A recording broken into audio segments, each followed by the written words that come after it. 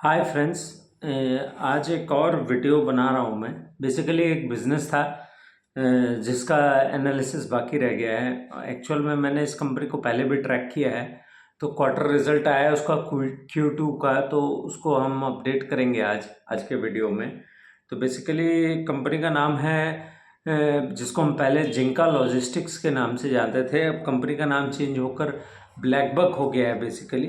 तो कंपनी जो है वो एक्चुअल में ऐप बेस्ड प्लेटफॉर्म बिजनेस है एक तरीके का। तो कंपनी जो है ये एक्चुअल में जो ट्रकिंग इंडस्ट्री है हमारे देश की, जो हमारा कह सकते हैं फ्लीट ओनर्स का एक कम्युनिटी है जिसके थ्रू ये बिजनेस रन किया जाता है। तो बेसिकली इस बड़ा ही अनऑर्गेनाइज सा सेक्टर है ये पूरा, और इसमें जो है वो फ्लीट ओनर्स के ऊपर पूरा दारोमदार है। इवन वो भी बिजनेस के लिए ब्रोकर्स पे निर्भर हैं। बहुत सारे ब्रोकर्स हैं, जो करीब करीब बताया जाता है कि करीब करीब 2.5 से 3 लाख ब्रोकर्स हैं इंडिया में, जिनके बेसिस पे ये बिज़नेस रन कर रहा है। बेसिकली फ्लीट ओनर्स हैं तो 3 से 5 ट्रक के आसपास एक ओनर के पास ट्रक है, और वो इन ब्रोकर्स पे निर्भर होते हैं अपने ऑर्डर्स और रिटर्निंग ऑर्डर्स के लिए। तो ये कंपनी ने जब शुरू किया था, करीब 15 साल हो गए इस कंपनी को, इस बिज़नेस को करते करते। तो अब वो काफ़ी आगे बढ़कर आए हैं। उन्होंने कंटिन्यूसली अपने इस पूरे प्रोसेस को कंटिन्यूसली उसको बेहतर करते जा रहे हैं। अब जो ये है बेसिकली कंपनी, ये ऐप बेस्ड कंपनी है। बेसिकली एक ऐप इसने बनाया है जिसका सब्सक्रिप्शन फ़ी होता है, जो कि ट्रक ऑपरेटर्स कह लीजिए या ट्रक ओनर्स हैं उनके लिए वो एक सब्सक्रिप्शन फ़ी रखते हैं, जिसके साथ वो उनको कुछ सर्विसेज प्रोवाइड करते हैं। तो कंपनी का जो बिज़नेस मॉडल है उसको समझाने के लिए सबसे बेहतर तरीका ये है कि मैं आपको एक एक करके बताऊं। तो बेसिकली कंपनी का ये जो ऐप है इसके अंदर कई सारे फीचर्स उन्होंने ऐड किए हैं। तो अभी जो कंपनी का मेन रेवेन्यू 80% जो रेवेन्यू है जिस कोर बिजनेस से आता है, उसमें बेसिकली उसको अगर हम कहें तो उनका कोर बिजनेस जो है वो टोलिंग से है, फ्यूल पेमेंट से है, और व्हीकल ट्रैकिंग से है, और जीपीएस का जो सिस्टम लगा हुआ है। बेसिकली व्हीकल ट्रैकिंग माने जो जीपीएस का एक सिस्टम लगा हुआ है, यहाँ से करीब करीब कंपनी का 80% ब्लैकबक का जो है 80% रेवेन्यू आ रहा है इस समय, सब्सक्रिप्शन फ़ी के रूप में और इवन ट्रांजैक्टिंग रूप में। क्योंकि टोलिंग में एक्चुअल में होता क्या है, कंपनी ये प्रयास करती है, कंपनी ने अपने कस्टमर्स को on field on ground support देकर ये समझाया कि देखें, अगर आपका ट्रक जो है वो नेशनल हाईवेज से टोल देते हुए निकलेगा तो आपको रिटर्निंग ऑर्डर्स और आपका जो साइकिल है, माने एक ऑर्डर कंप्लीट करके दूसरा ऑर्डर पाने का वो साइकिल बेहतर हो जाएगा, तो उससे आपका रेवेन्यू जनरेशन बढ़ जाएगा। इस बात को अब ट्रक ऑपरेटर्स को समझाना और उनको रियलाइज़ कराना कि वो बेसिकली बेहतर ड्राइवर्स की तरफ मूव करें, ये समझ रहे हैं ना, काफ़ी चर्निंग चल रही है। 15 साल में बहुत कुछ बदला है इसमें। तो बेसिकली टोलिंग का जो खर्चा है वो ऑटोमेटिकली ऐप से कट जाता है, और इसमें कहीं भी कैश का कोई लेन देन नहीं होता है। सबसे बड़ी प्रॉब्लम इस सेक्टर में ये है कि अगर आप ड्राइवर के हाथ कैश देते हैं तो या तो वो खुद चोरी कर लेता है या फिर उससे भी चोरी हो सकता है कैश। तो बेसिकली डिजिटलाइजेशन इकोनॉमी का जिस तरीके से हुआ है यूपीआई पेमेंट्स के रूप में और सब चीज़ों के रूप में, तो ये ऐप जो है ये बहुत ही हेल्पफुल हो गया है इस बात के लिए कि हम इसको ऑनलाइन के रूप में इसको यूज़ करें, और पूरा सिस्टम जो है ऑनलाइन कर दिया गया है ऐप बेस पे। तो टोलिंग का खर्चा, तेल भरने का खर्चा, क्योंकि अगर ट्रक कहीं ट्रैवल कर रहा है डिस्टेंस ए से बी, तो उसको जो फ्यूल लग सकता है रास्ते में, उसको और फ्यूल की ज़रूरत पड़ सकती है। तो इस तरीके से क्या होता है कि वो और फ्यूलिंग कराने की कोशिश करने पर उसको ऑनलाइन थ्रू पेमेंट करने से क्या होगा, कोई बीच का कोई झमेला नहीं रहेगा काइंड ऑफ। तो जिंका लॉजिस्टिक्स और सॉरी ब्लैकबक जो है वो इसमें सपोर्ट कर रहा है एक्चुअल में इस बिज़नेस में, इस तरीके से अपने ट्रक फ्लीट ओनर्स के को। और साथ ही साथ व्हीकल ट्रैकिंग जो है वो जीपीएस के थ्रू व्हीकल ट्रैकिंग हो रही है बेसिकली। तो आपका ट्रक कहाँ है, कितनी दूरी पे है। कुछ स्टेट्स में, सदर्न स्टेट्स में तो ये मैंडेटरी है, तो लगाना ही पड़ेगा हर ट्रक ओनर को अगर उसे काम करना है और उसकी गाड़ी चलनी है। आप जानते ही हैं कि हमारे जो ऑन रोड पर जो पुलिस है उसका एक हैरेसमेंट का अलग लेवल है। तो अगर उस चीज़ को टैकल करना है तो ज़रूरी है कि आप नियमों का पालन करें। तो जिंका लॉजिस्टिक्स और ने ये अपने फ्लीट ओनर्स को ये बात को समझाया है कि आपको देखिए, अगर हम प्रॉपर सारा डॉक्यूमेंटेशंस का काम और सब कुछ करें, ये भी उनका एक बिजनेस है बेसिकली। तो जो कोर बिजनेस है उसमें टोलिंग, फ्यूल पेमेंट और व्हीकल ट्रैकिंग 3 है। उसके बाद व्हीकल फिनेंस का भी सर्विस ये प्रोवाइड करते हैं, जो कि अभी बहुत ही नेसेंट स्टेज में है, बहुत शुरुआती स्टेज पे है। और लोड को क्लासिफाइड करना, लोड क्लासिफाइड क्या होता है? लोड क्लासिफाइड होता है जहाँ पर जो ट्रकर्स है वो और जिसका ऑर्डर है वो दोनों आपस में मिलकर तय करते हैं कि उनके बीच में क्या रेट तय होगा, क्या माने जो भी लोडिंग का या अनलोडिंग का खर्चा है वो तय होता है, पूरा चार्ज क्लियर होता है, उसका एक परसेंटेज जिंका लॉजिस्टिक्स को मिलता है बेसिकली। और एक है सुपर लोड। सुपर लोड में क्या होता है? सुपर लोड में ये होता है कि एक ट्रक के थ्रू ही कई मल्टीपल लोड्स एक साथ माने वो किए जाते हैं।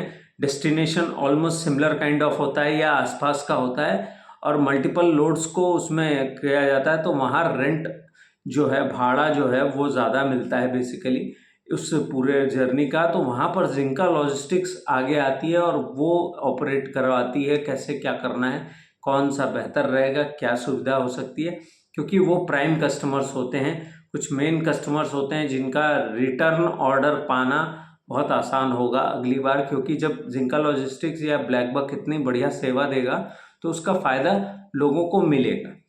उसके साथ साथ वो उन्होंने फ्यूल सेंसर भी लगाया है, जो कि फ्यूल सेंसर उनका पुराना प्रोडक्ट है, थोड़ा ग्रोथ सेक्टर में। बेसिकली 2 सेक्टर हैं, कोर का मैंने पहले बता दिया, 3 चीज़ें उसमें, और ग्रोथ में जो है फ्यूल सेंसर जो है ये पहले 25 से 40 हज़ार रुपये के आसपास, 40 हज़ार का इसका कॉस्ट था। वहाँ से उसको इन्होंने घटा के अब शायद 10 की 15 हज़ार रुपये का एक फ्यूल सेंसर आ रहा है। तो अब देखने में आया कि पिछले क्वार्टर से इस क्वार्टर में 55% का सेल में ग्रोथ आ गया, क्योंकि लोगों को अब इसकी ज़रूरत समझ में आई। फ्यूल सेंसर से ये होता है, आपको अंदाज़ा लगता है कि फ्यूल कितना है और कहाँ भराने की ज़रूरत पड़ेगी, और इवन आप इस बात पे भी वॉच आउट रख पाते हैं कि कोई तेल ना चोरी कर रहा हो, ट्रक का ड्राइवर या कोई भी। तो इस तरीके की चीज़, और फ्लीट का जो डॉक्यूमेंट्स है उसको भी मेंटेन करने में मदद करती है कंपनी, या उन पेपर्स को रिन्यू कराने में भी ऑनलाइन मदद करती कंपनी। तो काफ़ी अच्छा सिस्टम उन्होंने एक पूरा बना लिया है। तो अब रेवेन्यू जो है 80% कोर बिजनेस से आता है और ग्रोथ बिजनेस से 20% आता है, जिसमें कि अभी सुपर लोड और क्लासिफाइड है, और सेंसर्स, फ्यूल सेंसर से ही मैक्सिमम इनका आ रहा है। अगर बिजनेस का अगर आप देखें, और मैं आपको ये बताऊं कि क्वार्टर ऑन क्वार्टर रिजल्ट कैसा रहा, क्वार्टर ऑन क्वार्टर नहीं, सॉरी, इसको हम ईयर ऑन ईयर डिस्कस करेंगे, मेरे मुंह से क्वार्टर क्वार्टर निकल गया। ईयर ऑन ईयर बेसिस पे अगर देखें तो पिछले साल सेम क्वार्टर में जो सेल थी वो 104 करोड़ की थी, और इस साल इस क्वार्टर में 167.2 की सेल आई है, जो कि पिछले साल के बनस्पत 60% की ग्रोथ है। वहाँ पर इबिट्टा जो है वो 36.52 करोड़ है, जो कि 143% बढ़ गया है पिछले साल से। पिछले साल ये फिगर करीब करीब 15.04 करोड़ था, और पिछले साल कंपनी ने 270 करोड़ का एक लॉस किया था। एक एक्सेप्शनल आइटम था जिसकी वजह से ये लॉस दिखाया था इन्होंने पिछले साल इस क्वार्टर में। इस बार इनका प्रॉफिट जो है वो करीब 29 करोड़ 20 लाख है, जिसको अगर देखा जाए ग्रोथ के लिहाज से तो बहुत ज़बरदस्त ग्रोथ है। पिछली बार तो पिछले साल इस क्वार्टर में इनको 270 करोड़ का लॉस था, इस बार करीब करीब 29 करोड़ का प्रॉफिट है। अब अगर कुछ फिगर्स को अगर मैं यहाँ आपको और शेयर करूँ तो कंपनी के जो लगातार जो कस्टमर्स हैं जो इनके ऐप पे आते हैं उनकी संख्या बढ़ रही है। अब उसको अगर हम ईयर ऑन ईयर बेसिस पे ही डिस्कस करें तो पिछले साल ये नंबर करीब 6,99,000 था, और वहाँ से बढ़कर इस साल 7,91,000 हो गया। तो ऑलमोस्ट वहाँ करीब 13% की ग्रोथ दिख रही है इनको साल दर साल पे। और आपको लग रहा होगा कि ये अभी बहुत छोटा नंबर है, तो उसको भी मैं आगे चल कर एक्सप्लेन करूँगा इस वीडियो में कि क्यों छोटा लग रहा है ये नंबर अभी हम आपको। और इसके बाद अगर देखें तो कंपनी का जो ऐसे कस्टमर्स जो 2 सर्विसेज मिनिमम लेते हैं कंपनी से, उसका नंबर पिछले साल 3,29,318 था। इस बार वो नंबर बढ़कर 3,99,051 हो गया है ऑलमोस्ट। उसमें भी किस परसेंट की ग्रोथ दिख रही है। और अगर एवरेज टाइम जो कस्टमर इनके ऐप पे बिताता है उसका नंबर को देखें तो पिछले साल वो नंबर करीब 40-41 मिनट था, अब करीब वो बढ़कर 43 मिनट हो गया, जो कि अच्छा खासा नंबर है। अगर लोग 43 मिनट आपके ऐप पे हैं तो डेफिनेटली वो उस ऐप को यूज़ भी कर रहे हैं और वहाँ से पेमेंट भी कर रहे हैं। तो अब आप इसको इस तरीके से देख सकते हैं। और अगर जीटीवी वैल्यू को देखा जाए, बेसिकली ग्रॉस जो ट्रांजैक्शन वैल्यू है कंपनी का, जो पिछले साल करीब 5-6-8 करोड़ था, 6-8-6-9 करोड़ था, 5-6-9 करोड़ था पिछले साल, वो बढ़कर इस बार पिछले एक साल में अभी इस बार बढ़कर 6-7-7-8 हो गया है, जहां पर करीब करीब 28% की ग्रोथ है। अब मेन चीज़ जो है, कॉन कॉल में जो मैनेजमेंट ने इस पूरे बिजनेस मॉडल को भी एक्सप्लेन किया, बेहतरी भी बताई। इनका ये बताना था कि हम अभी 4 जोन में ऑपरेट कर रहे हैं। तो 4 जोन इनके कौन कौन से थे? ये हैदराबाद, कर्नाटका, मुंबई और चेन्नई में अभी ऑपरेट कर रहे हैं। यही 4 शहरों में मेनली ये सेल आ रही है। और कंपनी का ये कहना था कि उन्होंने अपने फील्ड में लोग ऑलरेडी डिप्लॉय कर रखे हैं जिनका वो एडवांटेज लेंगे, और अगले 6 महीने में 10 से 11 जगहों पर ये और भी उस संख्या को बढ़ाएंगे बेसिकली। तो अभी आप ये समझे कि इतने कस्टमर इनके सिर्फ इन 4 जगहों से आ रहे हैं, 4 जोन से आ रहे हैं। धीरे धीरे जब जो ये 11 और शहरों में या 11 और जोनों में घुसेंगे तो वहाँ से कस्टमर की संख्या किस तेज़ी से बढ़ेगी, क्योंकि ये नंबर रुकेगा नहीं, ये कंटिन्यूअसली आगे जाएगा। और अभी तो ग्रोथ जो है, ग्रोथ सेक्टर से इनकी ग्रोथ आनी अभी शुरू हुई है, वहाँ से एक ज़बरदस्त तेज़ी बनती हुई दिखती है। तो कंपनी का यही कहना है कि हम इसमें अब आगे जाने की कोशिश कर रहे हैं, और उनका कहना है कि इसमें बहुत सारे ऐसे मूविंग पार्ट्स हैं जिसका हमको ध्यान देने की ज़रूरत है। बहुत सारी चीज़ें ऐसी हैं, उनका ये कहना था कि अलग अलग तरीके की डिमांड होती है शिपर्स की, अलग अलग। तो अलग अलग ऐप, उनसे पूछा गया क्या आप एआई का इस्तेमाल करते हैं, तो उन्होंने कहा हम एआई का इस्तेमाल भी कर रहे हैं, और एआई का इस्तेमाल करना ज़रूरी भी है, और धीरे धीरे करके आगे होगा। लेकिन उनका ये कहना था कि ये सेक्टर बड़ा ही अनऑर्गेनाइज्ड है, और इसको ऑर्गेनाइज्ड की तरफ ले जाना इतना आसान नहीं होगा, और वो कंटिन्यूअस इसमें नए नए बिजनेसेस की अपॉर्चुनिटीज़ और नए बिजनेसेस को लाना शुरू करेंगे, नई नई फैसिलिटीज़ अपने कस्टमर्स को देंगे, जिससे कि उनका रेवेन्यू मॉडल तेज़ हो, उनकी इनकम बढ़े। बेसिकली उनका ध्यान जो है वो अब ट्रक ऑपरेटर्स, जो भी ट्रक ओनर्स हैं, उनकी तरफ है। इसीलिए उन्होंने व्हीकल फाइनेंस और इवन इंश्योरेंस के लिए भी अप्लाई किया था, इंश्योरेंस का भी अप्रूवल इनको मिल गया है। तो कुल मिलाकर अगर मैं आपको ये समझाऊं तो इससे समझ में आता है कि कंपनी जो है वो आगे की तरफ देख रही है, और उसका आउटलुक बहुत अच्छा है। उसकी एक्सपेक्टेशन ये है कि वो आगे चलकर और भी बेहतर करेगी।